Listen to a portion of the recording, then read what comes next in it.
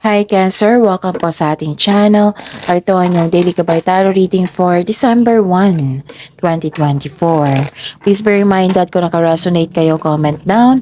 Kung hindi kayo naka-resonate, ibigay niyo po sa iba kasi channel reading po ito. This is for you, Cancer, ngayong December 1, 2024.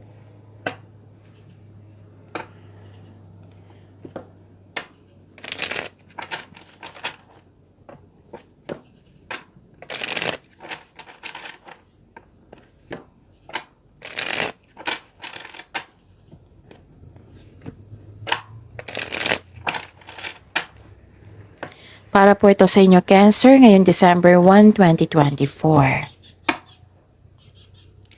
Maraming salamat po sa inyong patuloy na suporta at maraming salamat din po sa mga hindi nag-skip ng ads. Gamitin ang reading na ito bilang gabay lamang sa mga hindi pa nag-subscribe. Subscribe na po kayo at click bell notification para malaman nyo na may bago tayong video. Para sa mga gustong magpa-reading po, may lumabas dyan sa screen nyo ngayon. Panoorin nyo po at sundin ang instruction. Calling the attention sa mga suki ko dito na Cancer. Open na po ang inyong monthly Gabay Tarot reading for December 2024. May 6 months from now reading tayo at love life reading po. So message me Cancer for schedule. Maraming salamat po. Spirits Guide, mga ganap po para kay Cancer ngayong December 1, 2024. I need 3 cards po.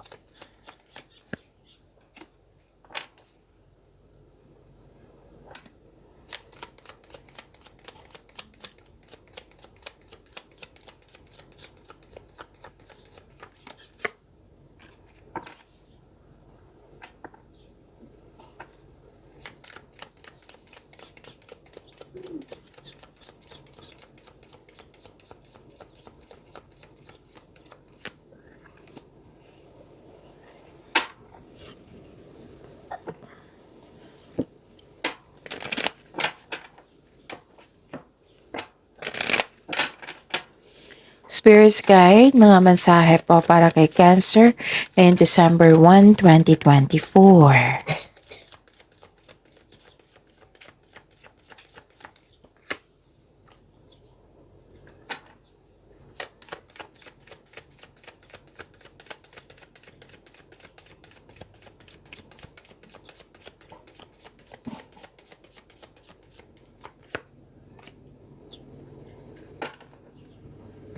Okay, Cancer. Ngayong December 1, 2024, may naalala kayo na may naalala kayo na nangyari na na may naalala kayo na may lost connection kayo sa isang tao. Ganun, naalala nyo ngayong araw na ito. Pwede din may concern kayo sa isang tao na sobrang stricto, mahirap kausap. Oo, may nakita rin ako ditong delay sa paggawa ng desisyon. Pwedeng delay sa paggawa ng aksyon. Pwedeng delay sa paggawa ng desisyon kasi may tutol. Pwedeng ganun. And pwede ding delay sa hinihintay nyo. Pero nakikita ko naman dito, Cancer, na may solusyon. May solusyon na sa inyong problema. May sagot na sa inyong mga katanungan. Opportunities dumating po, Cancer. Pero kailangan nyong pumili. Kailangan nyong mag-select ng best choices, best decision. Nakikita ko dito na nahihirapan kayo sa paggawa ng desisyon kasi you felt na guilty, na may sacrifice, nabibigatan kayo. Okay, pwede din nahihirapan kayo sa isang tao. Yun nga, yung mahirap kausap, sobrang stricto, pwedeng ganon. Okay? So, potential. Think big your future. So, may gagawin kayo. May bagong simula na may potential na magiging successful. So, ang requirement dito na kailangan nyo mag-think big for your future. Okay? Pag-isipan ng mabuti. And, wag po daw kayo mag-alala sa binigay na opportunities na ito. Itong challenges na ito kasi yun yung sabi ng card nyo dito don't worry, be happy. Okay?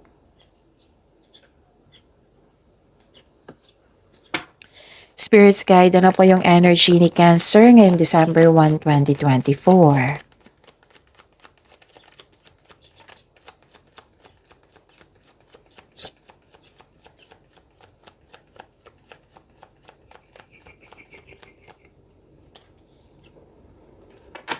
And the clarification of this card po.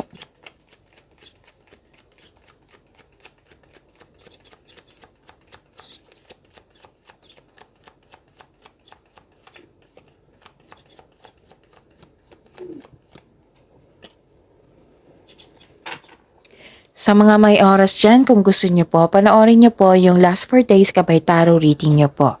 Like for example, napanood nyo ito ngayong December 1, 2024. Panoorin nyo po yung 30, 29, 28, 27 of November. Puro po iyon December 2024 na reading. So panoorin nyo po kung pwede. Kung may narinig kayo or may nakita kayong repeating message, meaning to say, pinupush yan ng cards nyo kasi ang ilan sa inyo hindi pa binigyan ng atensyon. Na kung maaari din po, bigyan niyo po ng solusyon at aksyon. Remember, Cancer? Remember, Cancer, at the end of the day, alam mo na ikaw lang ang taong may kakayahan at responsable na gumawa ng sarili mong katotohanan at kinabukasan. So, ano yung energy mong, Cancer? Huwag po daw kayong mawala ng pag-asa. Huwag kayong mag-give up. Be confident po. Tapusin mo yung mga ginagawa mo para may resulta na. Okay? Magtiwala po sa inyong sarili. Kung walang nagtiwala sa inyo, ang mahalaga, magtiwala sa inyong sarili, makinig kayo sa inyong intuition, and lalo na't have faith in the universe. Inspiration is on the way, sabi po ng card dito, kaya huwag kayong mag-give up. Magkakaroon po ng healing. Okay? So, ang advice ng card dito, magtiwala po ha. The advice is be inspired, dreams do come true. All your dreams are coming true. Basta mag-move forward kayo. Heal yourself. Parang ang pumipigil sa inyo yung mga nangyari na na na-disappoint kayo. Huwag kayong magpapigil sa ganyan. You have to be strong. You have to move forward. Heal yourself. Okay? So, yun. Kung disappointed kayo, i-process nyo agad yan. Huwag kayong mag-claim ng negativity kasi yan yung ma-attract nyo. Yung positive affirmation. Positive affirmation such as like for example, I am loved, I am healthy, I am blessed, I am safe, and so on. Yung nakakabuti sa'yo. Kung pwede, i-recite nyo. Yan yung i-attract nyo. Basta huwag kayong mag-attract ng negativity, ha? Iwasan nyo yan. Heal yourself. Move forward. Okay? At kaya nga may sabi dito don't worry, be happy. Move forward kayo. Kasi may potential na magtagumpay kayo. So think big for your future. Okay, Cancer? Nakikita ko rin dito na huwag po daw kayo mag-overspend sa trabaho. O pwedeng mag-spend sa trabaho. What I meant is, huwag lang over. Kasi yung pag-over, nakakasama na yan sa iyo. Kailangan po ng pagbalanse. Kasi kitang-kita ko dito, ang some of you, nag-overwork kayo. So, it's time to relax. Maglaan ng oras na magpahinga kayo. Pag pagod kayo, magpahinga para ma-energize kayo. Pagbalik nyo, ganado na kayo ulit. Okay? Balansehin po ang oras. At nakikita ko rin dito, pwedeng concern mo ito sa inyo or concern mo sa isang tao na hindi nagbigay ng halaga. Yung lack of appreciation. Tapos nakita ko rin dito na may naging materialism. Materialism o materialistic. Pwedeng gasta ng gasta. Pwedeng concern mo sa isang tao to na nag-overspend sa money. Pwede din paalala to para sa inyo na control on overspending. Kasi sayang naman yung pinaghirapan nyo. Okay? So check nyo na yung ipon nyo. Kung may iniisip kayong igasta ngayon, pag-isipan nyo yan. Kung masyadong malaki yung halaga niyan, pag-isipan nyo, like for example, 1 month, kung ano yung mabibigay nito, kung magagamit mo ba siya daily, yung pag-isipan nyo ng mabuti para walang sisi. Okay, Cancer? Spirits guide, ano po yung sa career and money nyo? And the clarification of this card po sa career and money ni Aquarius. And December 1, 2024.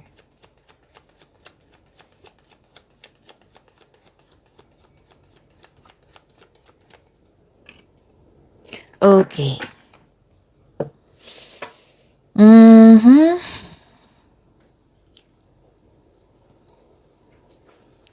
Okay. Moderation nakikita ko dito, pagkakaisa, divine timing, katahimikan. Oh, may nagbigay ng tulong sa inyo, combination of forces. May realization din. Yes. Please know that you are divinely guided, Cancer. Maaring nagbigay ito ng signs sa pamagitan ng isang tao or kaibigan na maaring makatulong sa struggle mo ngayon. Kaya have patience as the universe goes toward to bring your desires into reality. So seek balance. Another card na nagsabi dito na balance. Seek balance and create a calm atmosphere. Okay? And actually, may masungit na kasamahan kayo, pwedeng customer, kliyente, basta may masungit dito or sobrang sensitive.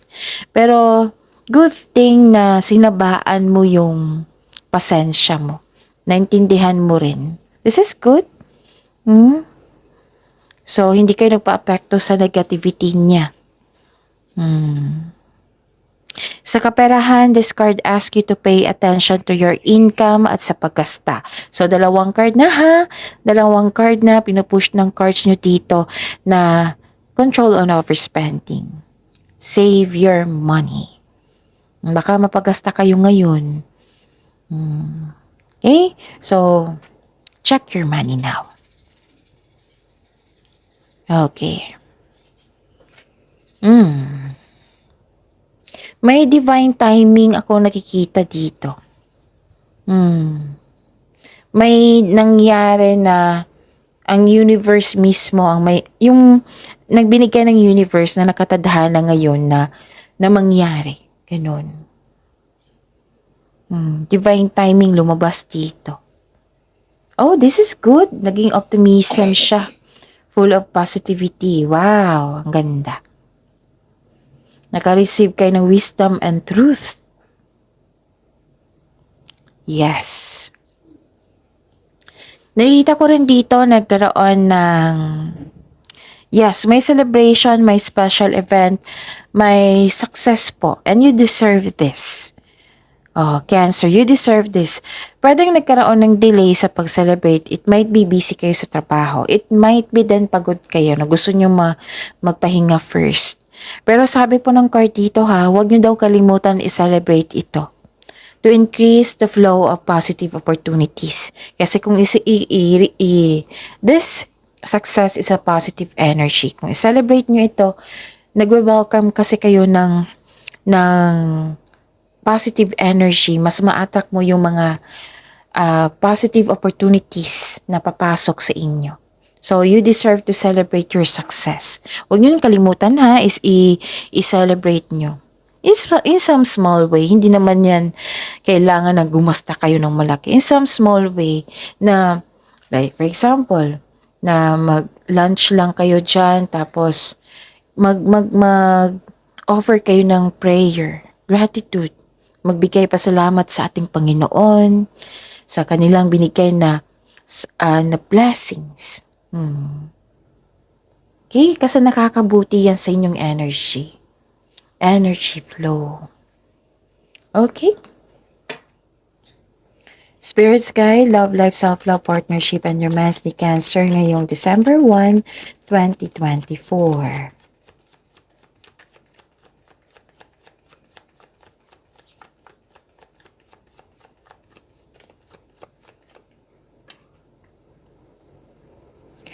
The clarification of this card po.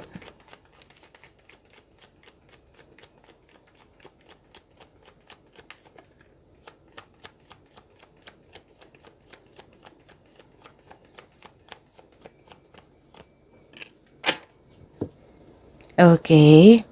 Maraming salamat po sa patuloy na tiwala suporta sa ating channel. At maraming salamat din po sa mga hindi nag-skip ng ads. Okay? Nakikita ko dito, nagkaroon ng anxiety or pag-alala. Kaya nga may sinabi ang card dito. Tingnan nyo. I think, bakit hindi klaro? Basta don't worry, be happy. Sabi po ng card, worried kasi kayo dito. May conflict kayo sa isang tao, nakikita ko. So, this card tells you the communication is the key. Maaaring maggawa kayo ng schedule or move para mag-usap kayo ng mahinahon. Yan yung solusyon nakikita ko dito. Stop overthinking ha, kasi nakakasama yan sa inyo. Cancer. Kayanin niyo po yung sitwasyon. Itong pangyayaring ito ay pansamantala lamang at lilipas din po ito. Kung gusto niyo nang may kausap, then do it. Kausapin niyo yung mga genuine na tao na mahandang makinig sa inyo. Kung may trust issue kayo, then do journal or diary. Kung ayaw nyo, the best thing to do is the best way is to pray. Isuko nyo lahat kay God yung worries nyo at maghingi kayo ng divine assistance. Isuko nyo lahat para mawala na yan. Okay?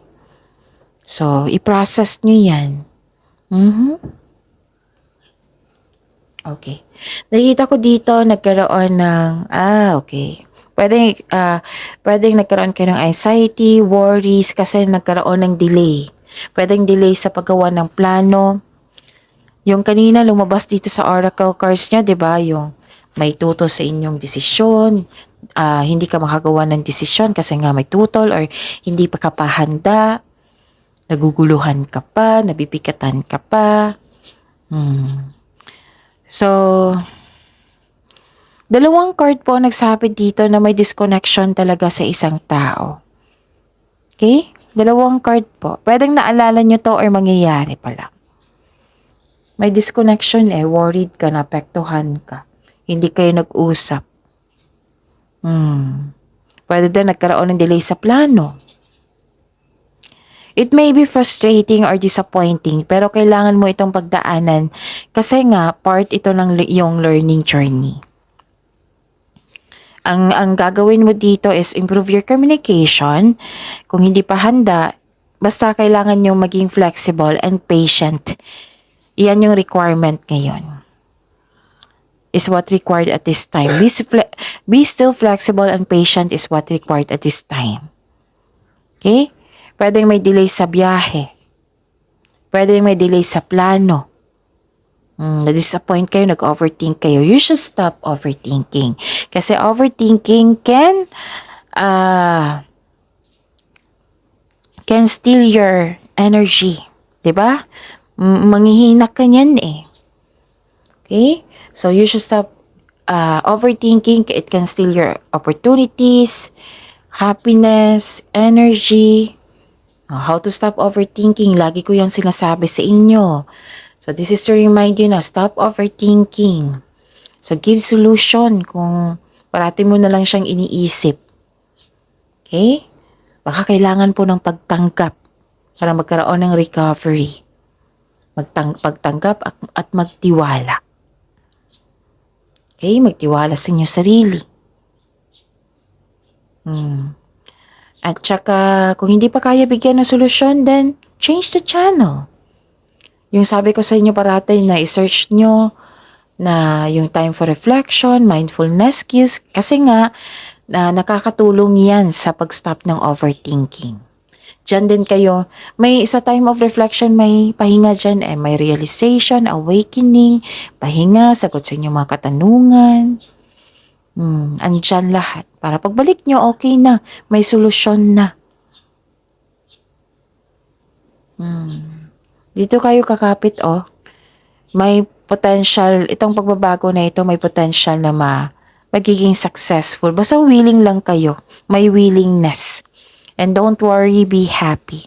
Huwag kayo magpatalo sa inyong isipan. Okay? You have to move forward and attract positivity. positive affirmation. Pagyamanin niyo po yung blessings na binigay sa inyo dito. Pagyamanin niyo po yung blessings na binigay sa inyo, Cancer. See you tomorrow. Please like, subscribe, and click bell button for notification para updated po kayo sa daily tarot reading natin. Maraming salamat.